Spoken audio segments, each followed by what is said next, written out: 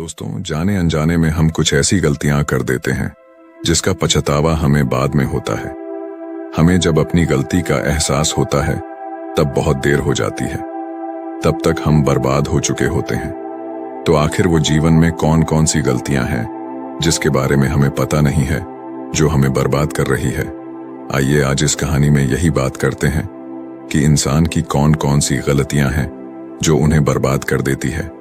अपनी बर्बादी के कारण अगर हम पता कर लें तो हमारा जीवन सुखमय बन सकता है। बहुत समय पहले की बात है, एक नगर में एक धनी सेठ रहा करता था। उस सेठ के पास सभी तरह की सुख सुविधाएं थीं, लेकिन उसकी कोई संतान नहीं थी। संतान के दुख में वह हमेशा चिंतित रहता था। फिर एक दिन उसे पता चलता है कि उसकी पत्नी गर्भवती है। वह बहुत प्रसन्न हो जाता है। फिर उसने अपनी पत्नी का खूब ख्याल रखा। ऐसे में एक दिन उसके घर पर एक पुत्र का जन्म होता है। सेठ पुत्र के जन्म पर बहुत ही प्रसन्न था। उसने पूरे नगर में मिठाई बंटवाई और उसकी खुशी का कोई ठिकाना न था। देखते ही देखते उसका पुत्र बड़ा हो गया और सेठ ने अपने पुत्र को गुरुकुल भेजने का निर्णय किया ताकि वो पढ़ लिख कर एक विद्वान बन सके। अभी उसके पुत्र की उम्र ज्यादा नहीं हुई थी, लेकिन उसने छोटी ही उम्र में अपने पुत्र को गुरुकुल भेज दिया। गुरुकुल में वो बालक अच्छे से शिक्षा ग्रहण करता, अपने गुरु की सभी आज्ञाओं का पालन करता। ऐसे में वह बालक वहां का सबसे होनहार विद्यार्थी बन गया।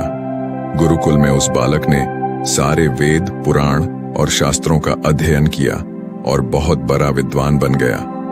गुरु भी उस बालक से बहुत ही प्रसन्न थे कि उसने छोटी सी ही उम्र में सारा ज्ञान अर्जित कर लिया। लेकिन वो कहते हैं, न समय कब बदल जाए किसी को पता नहीं रहता है।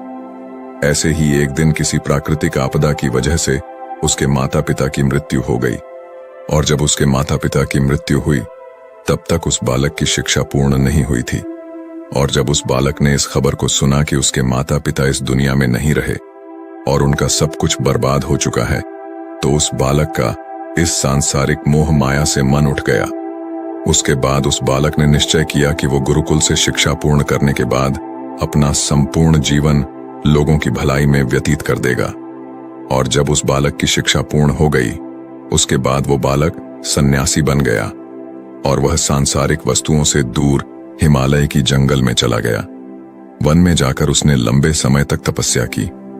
तपस्या पूर्ण करने के बाद उस सन्यासी ने लोगों को शिक्षा देना प्रारंभ कर दिया। समय के साथ साथ उस सन्यासी की चर्चा चारों तरफ होने लगी और दूर दूर से लोग उसके पास शिक्षा ग्रहण करने आने लगे। और बहुत से लोग उसके पास अपनी समस्याओं का समाधान खोजने के लिए भी आने लगे। सन्यासी सभी लोगों की समस्याएं बड़ी आसानी से सुलझा देता, जिस वजह से वो पूरे राज्य में मशहूर हो गया था। लेकिन जिस नगर में वो रहता था, उस नगर का राजा एक क्रूर व्यक्ति था। जब राजा को उस सन्यासी के बारे में पता चला तो उस राजा ने उससे मिलने का निश्चय किया। अगली सुबह राजा अपने महल से निकलकर उस सन्यासी से मिलने के लिए निकल गया और फिर सन्यासी के कुटिया के बाहर पहुंच गया। वहां पहुंचकर जब राजा ने उस सन्यासी को देखा, तब राजा उस सन्यासी को देखता ही रह गया। उसके चेहरे पर एक अलग ही तेज था। जब वो उस सन्यासी के पास पहुंचा, तब राजा को अपार शांति का अनुभव हुआ।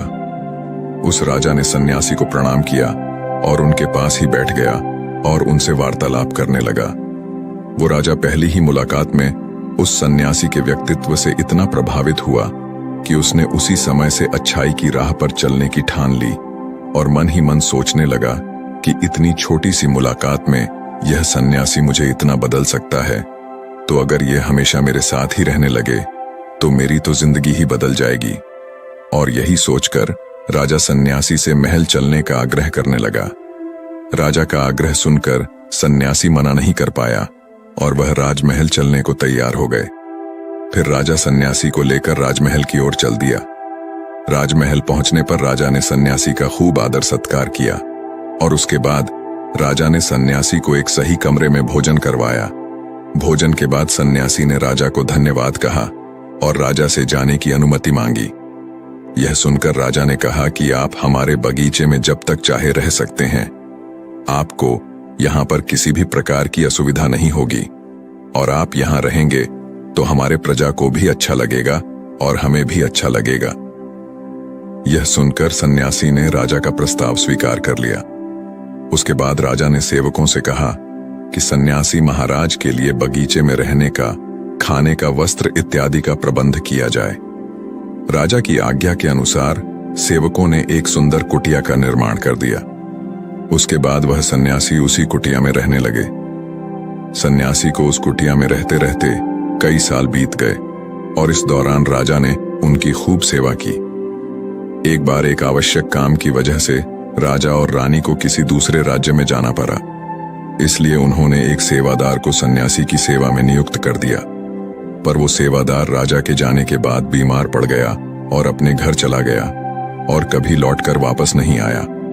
ऐसे में राजा जब वापस आया तो सन्यासी क्रोध के मारे उस राजा को बहुत कुछ सुनाया और राजा से कहा कि हे राजन, जो जिम्मेदारी तुम पूरा नहीं कर सकते तो उसे उठाते ही क्यों हो। तब राजा ने सन्यासी से क्षमा मांगते हुए कहा, हे गुरुदेव, यदि मुझसे कोई भूल हो गई हो तो उसके लिए मैं आपसे क्षमा मांगता हूं। मुझे क्षमा कर दीजिए और आप अपना क्रोध शांत कीजिए और कृपा करके बताइए कि आपको क्या कष्ट हुआ है। यह सुनकर उस सन्यासी ने कहा कि तुम्हारे जाने के बाद मुझे यहां पर किसी ने भोजन नहीं दिया और मैं बहुत दिनों तक भूखा ही रहा। मुझे यहां पर आकर किसी ने पूछा तक नहीं कि मैं किस हाल में हूं। यह सुनकर राजा ने सन्यासी से फिर से क्षमा मांगे और कहा, हे गुरुदेव, आज के बाद ऐसी कोई गलती नहीं होगी। और इसके बाद मामला शांत हो गया। जब राजा और सन्यासी के बीच वार्तालाप हो रही थी तब रानी भी ये सारी बातें चुपके से सुन रही थी और सब कुछ देख रही थी। उसके बाद राजा ने उस सन्यासी को कोई भी शिकायत का मौका नहीं दिया और उसकी खूब सेवा की। परंतु कुछ दिनों बाद राजा को फिर किसी आवश्यक कार्य से अपने राज्य से बाहर जाना पड़ा। लेकिन इस बार राजा ने राज्य से बाहर जाने से पहले अपने रानी को कहा कि जब तक मैं नहीं आऊं तब तक आप स्वयं सन्यासी की देखभाल करोगी। यह सुनकर रानी ने कहा कि जी महाराज, आप निश्चिंत होकर जाइए, मैं सन्यासी महाराज की अच्छे से सेवा करूंगी। उसके बाद रानी हर रोज भोजन बनाकर सन्यासी को भेज देती थी। लेकिन एक दिन रानी नहाने के लिए चली गई और सन्यासी को भोजन देना भूल गई। सन्यासी ने काफी देर तक भोजन का इंतजार किया, लेकिन जब भोजन नहीं आया तो सन्यासी सोच में पड़ गया कि आज खाना क्यों नहीं आया। उसके बाद सन्यासी ने सोचा कि वो खुद महल में जाकर देखेगा कि आखिर अब तक खाना क्यों नहीं आया, और फिर वह महल पहुंच गया। जब वो महल के अंदर दाखिल हुआ, वहां उसकी नजर रानी पर पड़ी। रानी के लंबे लंबे घने काले बाल जो कि उसके कमर पर लहरा रही थीं, उसकी कजरारी आंखें जो देखने मात्र से किसी को भी घायल कर दे, उसकी हिरनी जैसी चाल। रानी के इतने सुंदर रूप को देखकर सन्यासी चकित हो गया और रानी की सुंदरता सन्यासी के मन में घर कर गई और वह वहां से बिना कुछ कहे ही अपनी कुटिया में लौट आया। सन्यासी रानी के रूप की सुंदरता को भुला ना सका और वह खाना पीना छोड़कर अपनी कुटिया में पड़ा रहा। सन्यासी अपने विचारों के चलते कई दिनों तक कुछ नहीं खाया, जिस वजह से वो बहुत कमजोर हो गया।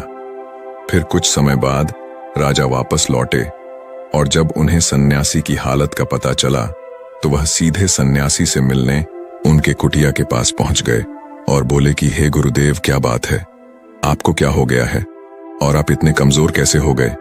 आखिर आपको किस बात की चिंता है? किस गहरी सोच में डूबे हुए हो?